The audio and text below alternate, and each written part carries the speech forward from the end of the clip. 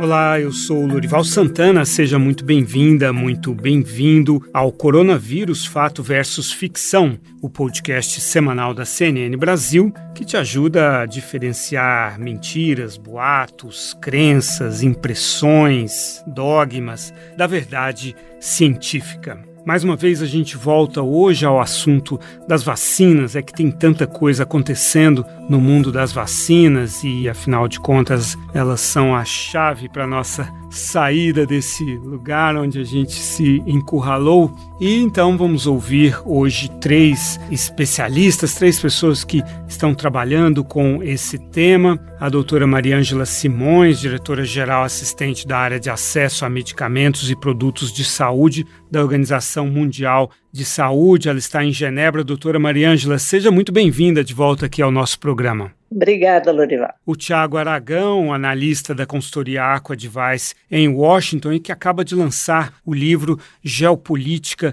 da Vacina. Tiago, seja bem-vindo de volta aqui aos nossos programas da CNN Brasil. Um prazer, muito obrigado. E a doutora Denise Garrett, que também está em Washington, ela que é vice-presidente do Instituto Sabin de Vacinas. Doutora Denise, bem-vinda de volta. Um prazer estar aqui de volta. Vamos lá, temos muitos assuntos hoje. Vou começar com o Ministério da Saúde aqui do Brasil, que aderiu ao instrumento de acesso global de vacinas Covid-19, a chamada COVAX Facility. Muitos países participam dessa coalizão e essa adesão vai permitir que o Brasil tenha entre as suas opções pelo menos mais 9 vacinas que estão em desenvolvimento nessa coalizão, nesse grupo. E no dia 24, o governo federal anunciou o investimento de 2 bilhões e 500 milhões de dólares para a entrada na COVAX Facility. Isso foi uma medida provisória do governo. Doutora Mariângela, qual é a participação da OMS na COVAX Facility e como ela funciona? A OMS lançou em abril uma aliança internacional que se chama ACT-A, Acelerador das Tecnologias para a Covid.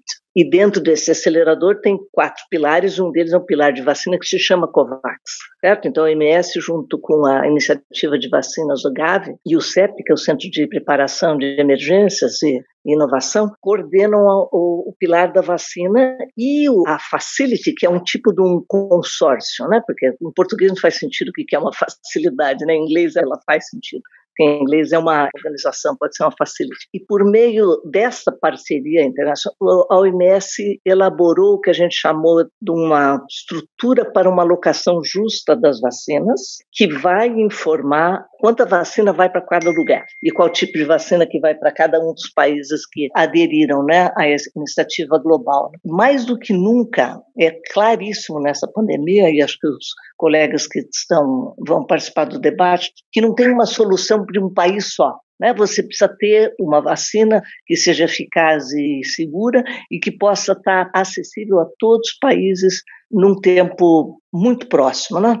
Para ser diferente do que aconteceu no passado com o H1N1, que só tinha vacina para país rico, né? Exatamente, essa é uma discussão, inclusive o Brasil, entre outros países, foram criticados num relatório da OMS que falava, né, de países que fizeram encomendas nacionais, eram países que representavam em torno de, pelo que eu me lembro, 12% da população mundial e tinham encomendado 50% das vacinas com isso, então aumentando o gargalo para outros países que não têm ou não tiveram a mesma condição. E, Tiago, o Brasil, ele se posicionou de uma forma interessante inicialmente, colocando um pé na China e outro pé no Reino Unido, né? Um com a vacina Sinovac, né, e da China, e outro aqui em São Paulo, com o Instituto Butantan, e o Ministério da Saúde fez um acordo com a AstraZeneca, a Universidade de Oxford, que teve um pequeno atraso, uma pequena suspensão, foram retomados os testes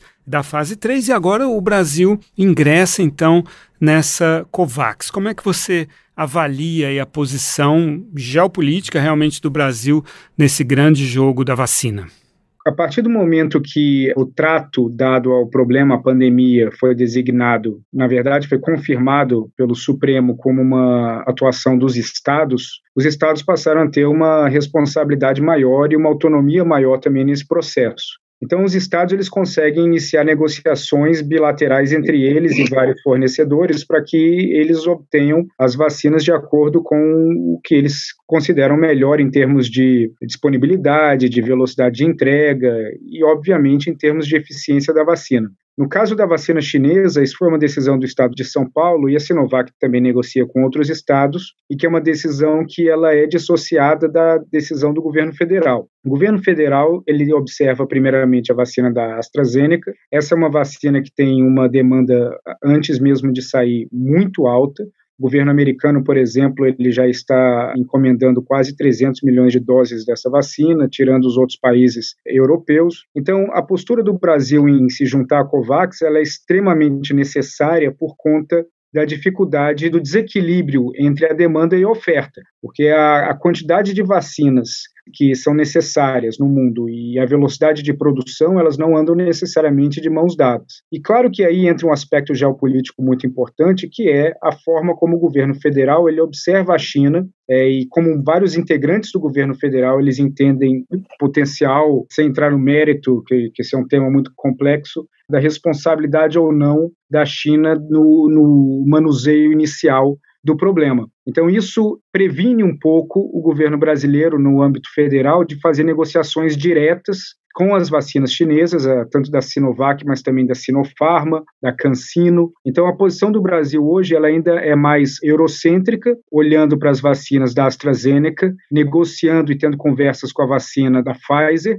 e também na expectativa de que a vacina americana da Moderna e, posteriormente, da Inova sejam disponibilizadas para exportação, algo que, por enquanto, ainda não foi sinalizado pelo governo americano. É o seguinte, segundo a OMS, quase 90% das doses da vacina da Universidade de Oxford, da AstraZeneca, já foram reservados por Brasil, China, Índia, Estados Unidos, Reino Unido e países da União Europeia, deixando apenas 12% para o resto do mundo, que representa 50% da população mundial. Ou seja, 88% das doses da vacina da AstraZeneca foram para cerca de metade da população, e só é tudo isso porque estão China e Índia nesse grupo. Então essa é a crítica de que deveriam todos estar fazendo o mesmo esforço pela vacina global. Mas a doutora Denise está no país que representa justamente o extremo oposto desse raciocínio, né? Os Estados Unidos, o presidente Trump colocou todas as fichas dele,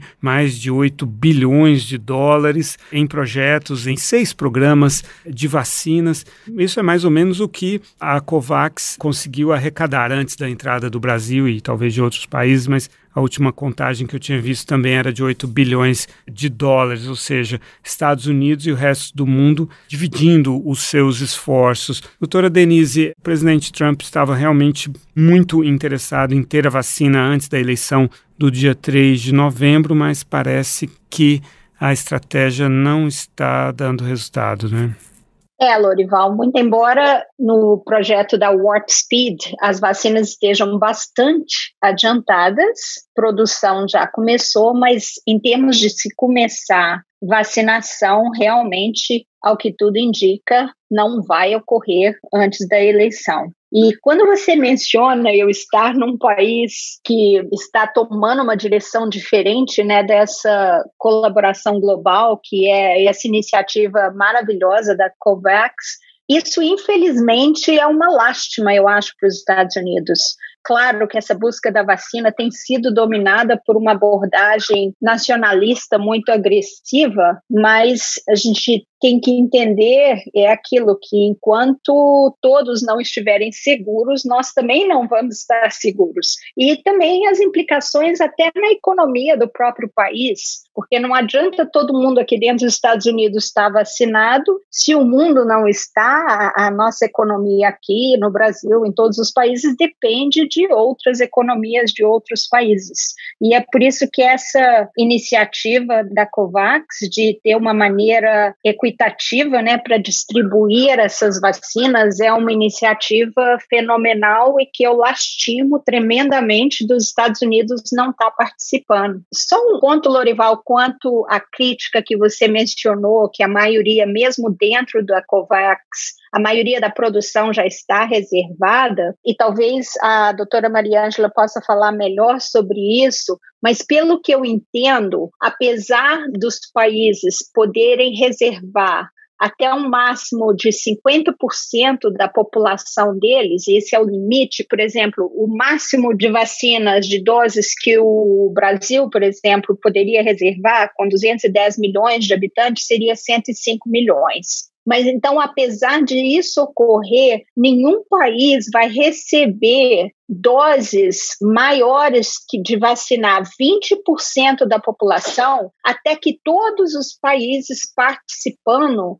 também tenham sido oferecidos essa quantidade. Então, isso é algo que assegura, de certa forma, que ninguém vai passar de 20% até que todos os outros participantes também atinjam 20% da população. Doutora Mariângela, como que é a mecânica dessa distribuição? A Denise descreveu muito bem, na verdade, porque a gente está falando em uma fase 1 e fase 2. O Brasil acho que se comprometeu com 10% só da população, não os 20%, né? E tem alguns poucos países que colocaram 50%, países que não têm volumes grandes de população, né? A fase 1 é proporcional à população. Quer dizer, todo mundo tem que receber até 20%, senão ninguém dá o gatilho para subir acima de 20%.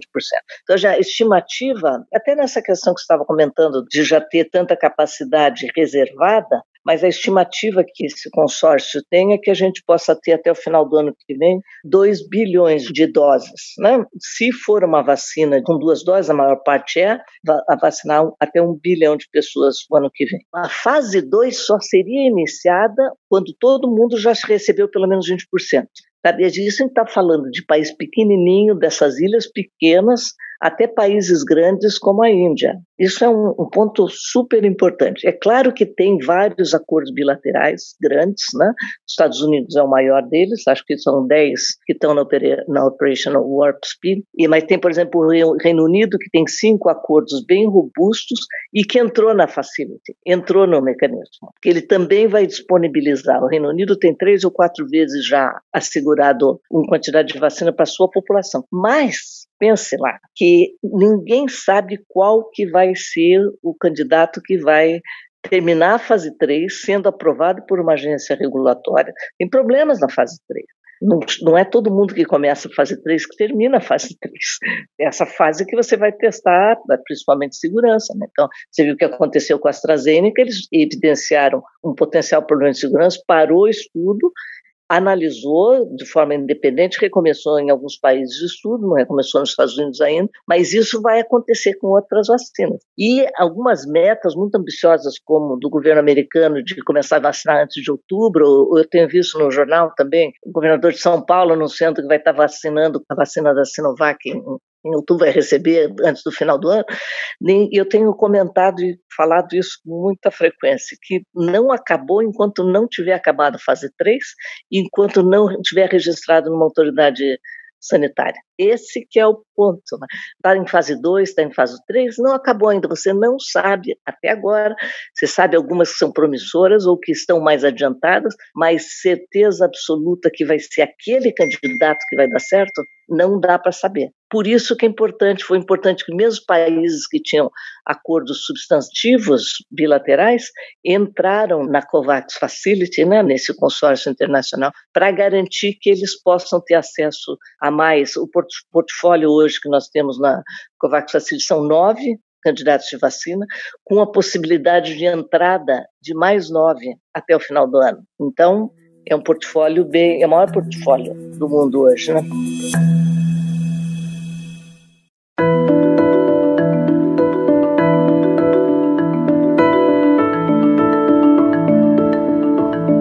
A gente aqui no Brasil, inicialmente, ficou preocupado porque parecia que estava havendo uma disputa, principalmente entre o governo de São Paulo e o governo federal, e que o país poderia sair perdendo. Daí, no dia 23, o governador daqui de São Paulo, João Dória, disse que o Estado vai receber 80 milhões de reais em recursos do Ministério da Saúde para reformar uma fábrica do Instituto Butantan, que deve produzir a vacina da Sinovac, chamada de Coronavac. É bem verdade que o Estado de São Paulo havia pedido 1 bilhão e 900 milhões de reais ao governo federal para adquirir insumos para a produção da vacina, também para a continuidade de testes clínicos e a ampliação da fábrica, mas recebeu pelo menos uma primeira etapa, uma primeira parcela de uma ajuda. Tiago, como é que você avalia essa questão política interna aqui no Brasil? Olha, a questão política interna, ela, antes de mais nada, ela é desorganizada porque durante muito tempo gastou-se esforços demais para tentar compreender o que estava acontecendo. Então, primeiramente, tivemos uma dificuldade muito grande de compreender a pandemia e o vírus em si. Segundo, tivemos uma dificuldade enorme de compreender a seriedade e a velocidade no qual o vírus se dissemina. Terceiro, tivemos uma dificuldade enorme de estabelecer parâmetros de tratamento, tanto no âmbito federal quanto no âmbito estadual. E, por fim, tivemos também uma enorme dificuldade sobre as responsabilidades do governo federal e as responsabilidades do governo estadual. Então, a partir dessa sobreposição de fatores, que geralmente eles complicaram ainda mais a forma de lidar com o problema, isso atrasou muito o Brasil, principalmente no âmbito de informação à população. E uma população confusa por conta de mensagens divergentes partindo do governo federal e dos governos estaduais, e também de especialistas, fez com que o número de mortos e contaminados fosse tão alto no Brasil. A partir de agora, nós vamos ter uma situação onde temos estados com mais recursos negociando bilateralmente, temos o governo federal fazendo a sua negociação com alguns fornecedores, como a AstraZeneca, mas aí teremos alguns estados que não possuem capacidade de comprar diretamente de produtores e, ao mesmo tempo, podem enfrentar dificuldades políticas com o governo federal, dependendo, por exemplo, de como for a posição política de determinado governador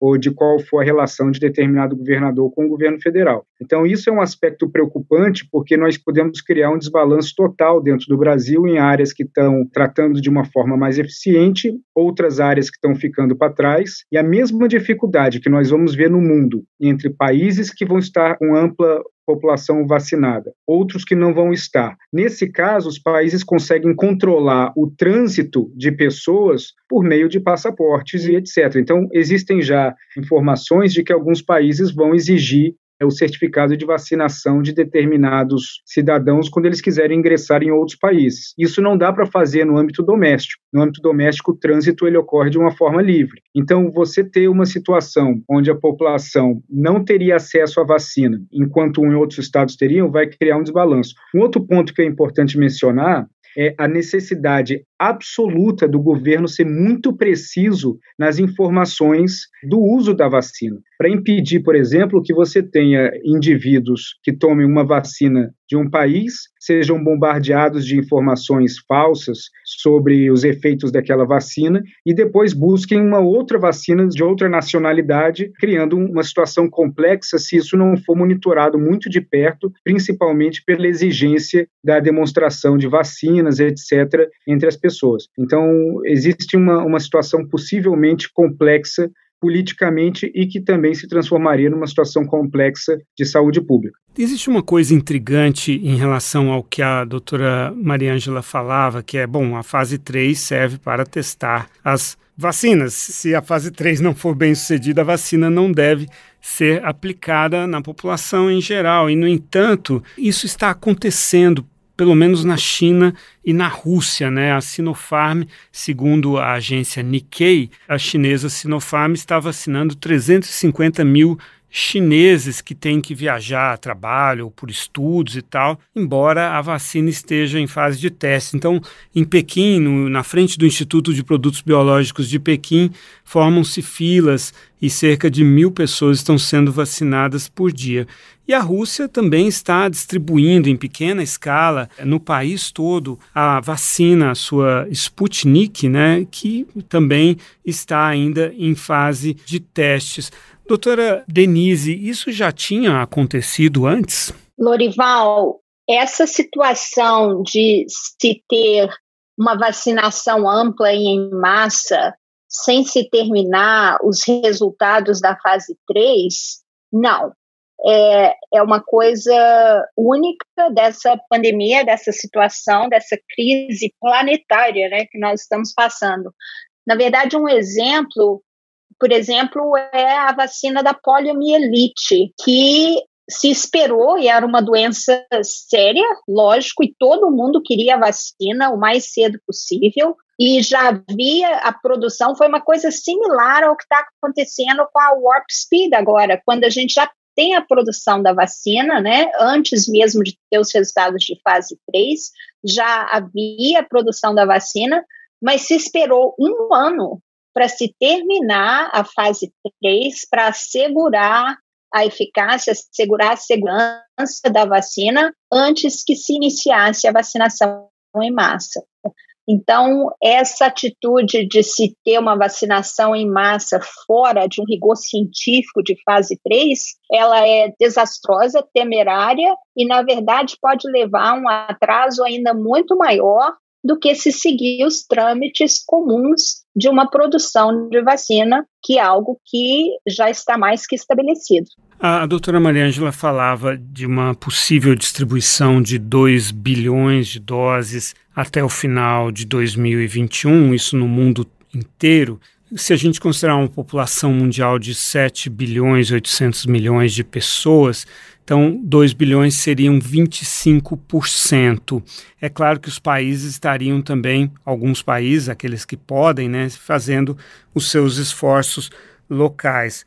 Mas, grosso modo, doutora Mariângela, a gente chegaria talvez até o final de 2021 com, digamos, fazendo uma conta aqui, 35% talvez, né, considerando os esforços nacionais, da população mundial vacinada. Significa que não tem como voltar para uma normalidade no ano que vem, né, uma normalidade em escala mundial e dentro do nosso modo de vida em que as pessoas estão sempre em contato, sempre viajando. É preciso que a população mundial esteja imunizada, então talvez seria para o final de 2022 a imunização da população e a gente poder passar para uma outra etapa do nosso modo de vida, voltar a algo parecido com o que tínhamos antes? Veja, primeiro que 2 bilhões de vacina pode resultar em 1 bilhão de pessoas apenas sendo vacinadas se precisar 2 doses. São poucos desses candidatos de vacina que é uma dose só. E aquelas plataformas que são mais utilizadas, né, de vírus inativado ou do adenovírus, que já são mais conhecidas,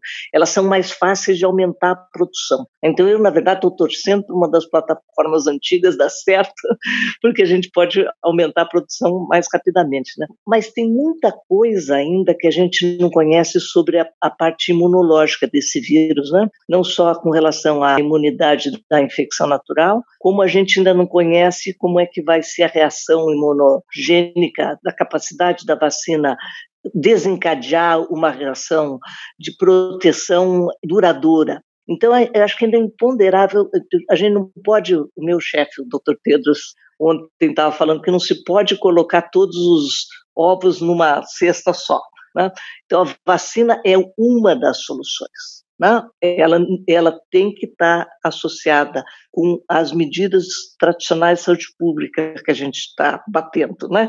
Que é manter o distanciamento social, utilização de máscara quando você não pode fazer, higienização das mãos, testar, rastrear contatos, isolar doente, isolar contato.